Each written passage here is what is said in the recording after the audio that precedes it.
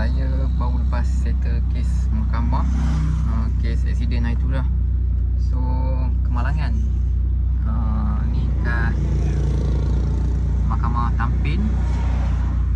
Hakim baik lah, dia bagi denda 100 saja. Walaupun kesalahan tu adalah kesalahan saya.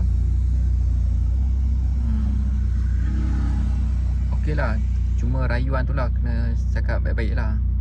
Macam saya cakap, tanggung isteri, seorang je bekerja, isteri, mak serta 4 orang anak yang masih kecil. Itulah rayuan saya.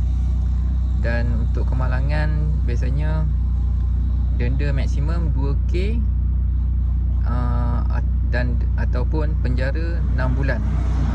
Jadi saya minta rayuan, dapatlah 100. Ni kita boleh bayar pakai debit card pun boleh. Nak cash boleh, debit card pun boleh. Okey. So sekarang saya balik ke Rawang lah kot. Balik ke Tasik Puteri lah. Daripada Subang, daripada Tasik Puteri sampai ke Mahkamah Tampin. Semua ni yang Mahkamah Tampin. Okey. Roger lah, siapa sampai aksiden, kalau nak ni, itulah maksimum denda 2K atau penjara 6 bulan ataupun kedua-duanya sekali. Dan kalau kita buat rayuan, kita dapatlah 100. Okay, see you.